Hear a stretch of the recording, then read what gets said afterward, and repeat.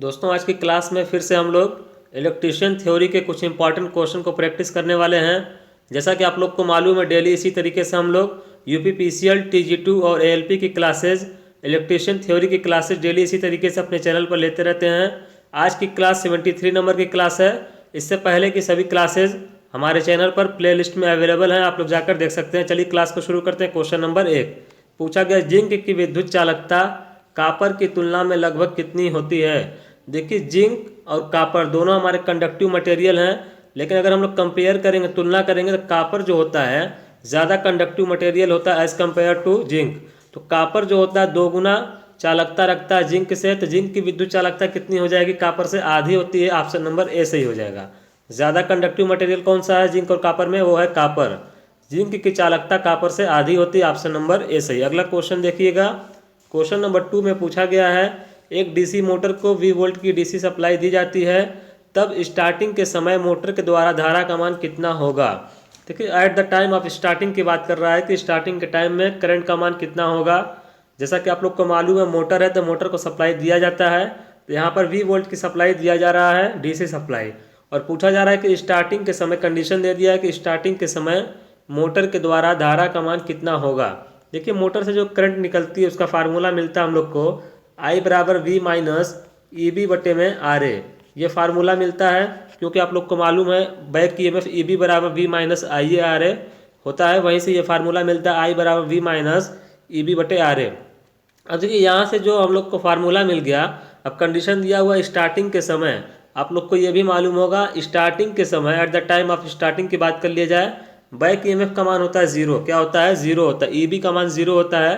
तो यहाँ से जो फार्मूला मिलेगा I बराबर V बटा आर ए मिलेगा। क्या मिल जाएगा, V बटा आर ए। तो कहने का मतलब यहाँ पे ऑप्शन नंबर डी सही हो जाएगा, V बटा आर ए। यही कंडीशन होती है कि eight the time of starting back EMF का मान 0 होता है, तो करंट का मान बहुत ज़्यादा होता है।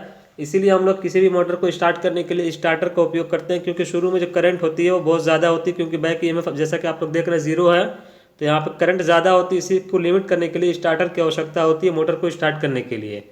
अब वो स्टार्टर जो होते हैं 2 point starter, 3 point starter, 4 point starter होते हैं, वो यूज़ होते हैं। जैसे हमारा डीसी शंट मोटर है, सीरीज मोटर है, कंपाउंड मोटर है, तो अलग अलग तरीके के स्टार्टर उपयोग कर लेते हैं हम लोग स्टार्टिंग के समय। तो क्वेश्चन का आंसर यहाँ पर हो जाएगा ऑप्शन नंबर डी, V बटा आर ए। अगला क्वेश्चन देखिएगा। क्वेश्चन नंबर 3 में पूछा गया है, डीसी मशीन के आर्मेचर में प्रवाहित धारा की प्रकृति कैसी होती है।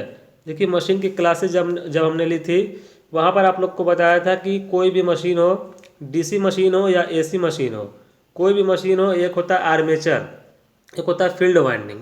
एक होता है आर्मेचर की वाइंडिंग, एक होता है फील्ड की वाइंडिंग। देखिए, फील्ड की वाइंडिंग हमेशा इसका काम होता है, मैग्नेटिक फील्ड को क्रिएट करना। मैग्नेटिक फील्ड जो होता है, जैसे एन से निकल कर एस पर जो मैग्नेटिक फील्ड की लाइन जाती हैं, इसी को क्रिएट करता है फील्ड वाइंडिंग। आर्मेचर जहाँ पर भी होगा, आर्मेचर की वाइंडिंग होगी जहाँ पर भी, इसका काम होगा EMF को उत्पन्न करना। यहाँ पर EMF मिलता है हम लोग को।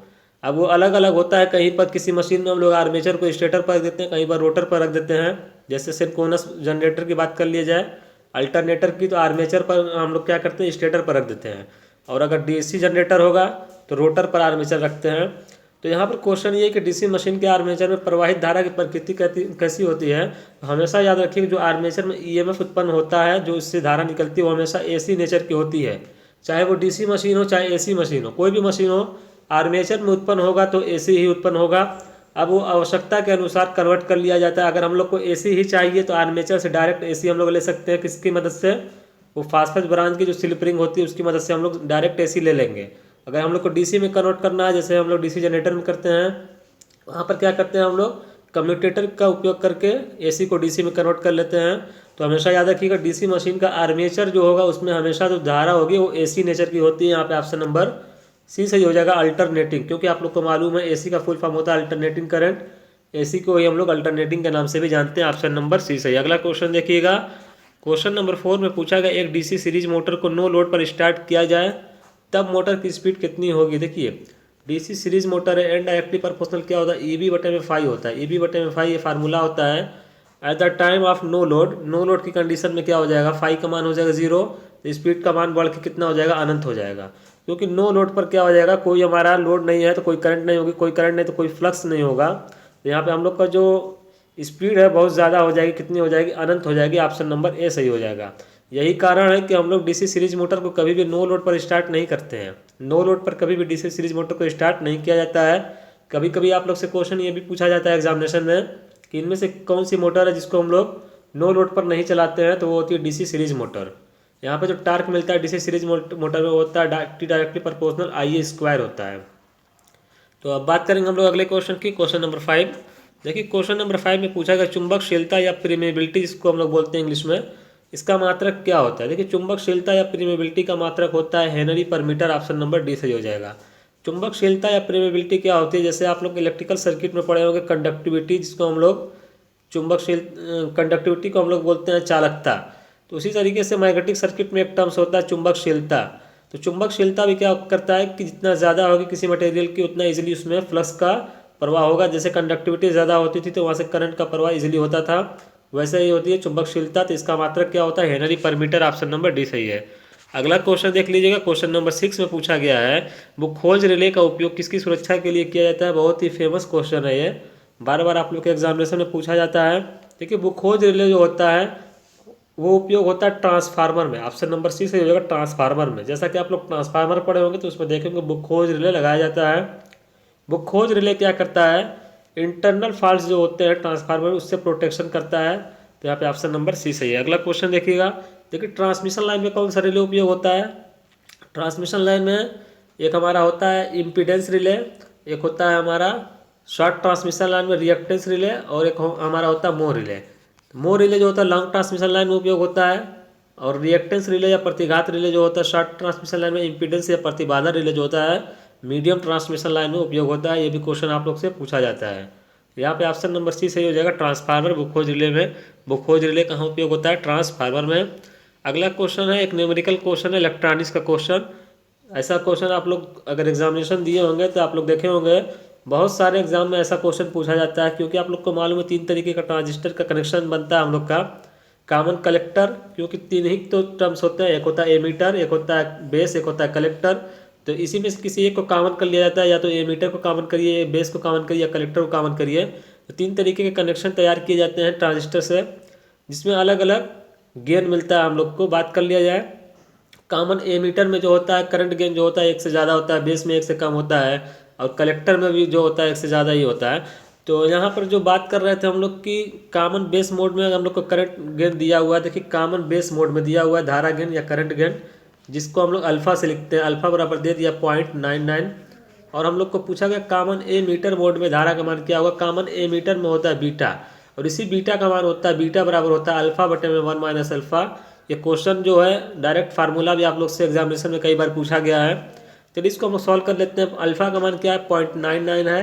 0.99 बटे में 1 माइनस 0.99 यही होगा। यहाँ से आप लोग हल करिएगा, ऊपर क्या है 0.99, यहाँ से जो आप लोग हल करिएगा 1 माइनस 0.99 करिएगा 0.01 आएगा। पॉइंट से पॉइंट कैंसिल हो जाएगा क्योंकि 2 अंक पर दोनों हैं। अब यहाँ से आप लोग को 99 मिल जाएगा। कितना मिल जाएगा, 99। ऑप्शन नंबर डी सही है। तो आप लोगों ने क्या देखा, बीटा का मान 99 मिल रहा है, 1 से ज़्यादा मिल रहा है, लेकिन अल्फा का मान हमेशा 1 से कम होता है, जैसा कि क्वेश्चन में भी दिया हुआ है 0.99। तो अल्फा जो होता है current gain common base mode में वो हमेशा 1 से कम होता है, बीटा का मान हमेशा 1 से ज़्यादा होता है जो कि कॉमन एमीटर मोड में होता है। तो ये भी आप लोग याद रखिएगा। कभी कभी ये भी क्वेश्चन आप लोग से डायरेक्टली पूछा जाता है कि कॉमन एमीटर में करंट गेन का मान कितना होता है, 1 से ज़्यादा 1 से कम, कॉमन बेस में क्या होता है, ऐसे भी क्वेश्चन आप लोग से पूछ लिया जाता है। अब आइए 8 नंबर क्वेश्चन पर, एक श्रेणी अनुनाद परिपथ में धारा का मान क्या होगा। देखिए एसी सर्किट का क्वेश्चन है। जैसे श्रेणी अनुनाद परिपथ है तो आप लोग को मालूम है जहाँ पर आर एल सी तीनों की बात होगी वहीं पे रेजोनेंस की कंडीशन बनती है, एल और सी दोनों होगा। तो यहाँ पर एल हो गया, ये सी हो गया। अब देखिए क्या होता है आर एल सी, ये सीरीज रेजोनेंस सर्किट हम लोग बना रहे हैं। यहाँ पर क्या हो रहा है कि एक हम लोगों ने सीरीज सर्किट बनाया, एसी सप्लाई यहाँ से दे दिया, यहाँ इसको ये आर है, एल है, सी है। तो यहाँ पर क्या हो जाएगा, ये हो गया एक्सएल हो जाएगा, ये हो जाएगा इसका एक्सी। तो देखिए यहाँ पर क्या होता है कि रेजोनेंस की कंडीशन में एक्सएल और एक्सी दोनों बराबर हो जाते हैं। यही कंडीशन जब अप्लाई होती है तभी रेजोनेंस की कंडीशन होती है। तो हम लोग का एक फार्मूला होता है जेड बराबर अंडर रूट, यहाँ से जो फार्मूला मिलता है ये मिलता है जेड बराबर under root R square plus XL minus XC का whole square, XL minus XC का होल स्क्वायर फार्मूला मिलता है। तो अगर आप लोग देखेंगे तो यहाँ से एक्सएल और एक्सी दोनों बराबर है क्योंकि अनुनाद की कंडीशन है रेजोनेंस की। तो यहाँ से जब एक्सएल एक्सी बराबर करेंगे तो एक्सएल और एक्सी जब दोनों बराबर होंगे इसका मान खत्म हो जाएगा, नेगलेक्ट हो जाएगा। तो हम लोग को मिलेगा जेड बराबर अंडर रूट आर स्क्वायर मिलेगा। तो आर स्क्वायर के जब आप लोग अंडर रूट से बाहर लाएंगे तो जेड बराबर क्या मिल गया, आर मिल गया। तो कहने का मतलब क्या था, ये मान जो हम लोग को बहुत मिनिमम मान मिला है। तो इम्पीडेंस क्या मिल गया हम लोग को, जेड इम्पीडेंस होता है प्रतिबाधा, जिसका मान बहुत ही मिनिमम मिला है, कम से कम मिला है। अब हम लोग को बताना है कि धारा का मान क्या होगा। तो देखिए धारा क्या होती है, जेड हम लोग को क्या मिल गया, मिनिमम मिला है। आप लोग याद रखिएगा जेड बराबर क्या मिला है, आर, जो कि मिनिमम है।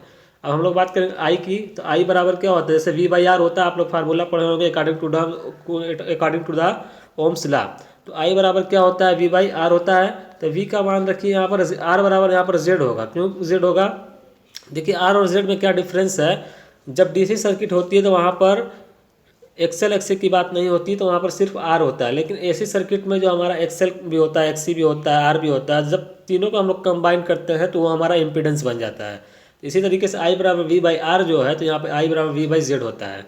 तो यहाँ पे अगर हम लोग बात कर लिया, जेड हम लोग को क्या मिला है, जेड अभी हम लोगों ने निकाला सीरीज रेजोनेंस सर्किट में क्या मिला, मिनिमम मिला, जेड बराबर आर। ये क्या है, मिनिमम है, कम से कम है। तो ये देखिए जेड जब मिनिमम है तो हमारा आई क्या हो जाएगा, मैक्सिमम हो जाएगा। क्यों मैक्सिमम होगा, क्योंकि इन्वर्सली प्रोपोर्शनल है, आई बराबर वी बाई जेड है।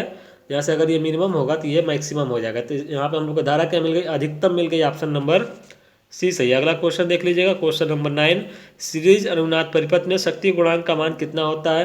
देखिए शक्ति गुणांक को हम लोग पावर फैक्टर के नाम से जानते हैं, और पावर फैक्टर का एक फार्मूला होता है, आप लोग को मालूम होगा, कॉस फाई से हम लोग लिखते हैं। फाई क्या होता है, फेज एंगल होता है। करंट और वोल्टेज के बीच का जो फेज एंगल होता है उसका हम लोग कॉस ले लेते हैं, तो ये पावर फैक्टर बन जाता है।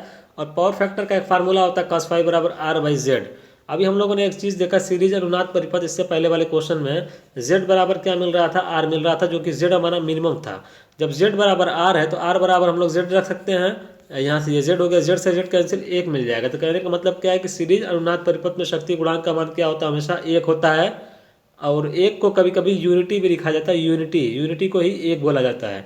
तो आप लोग याद रखिएगा, सीरीज अनुनाद परिपथ हो, पैरेलल अनुनाद परिपथ हो, दोनों में जो पावर फैक्टर होगा एक होगा, अगर रेजोनेंस की कंडीशन होगी तब। अब बात करेंगे हम लोग अगले क्वेश्चन की, क्वेश्चन नंबर 10 और आज का लास्ट क्वेश्चन है।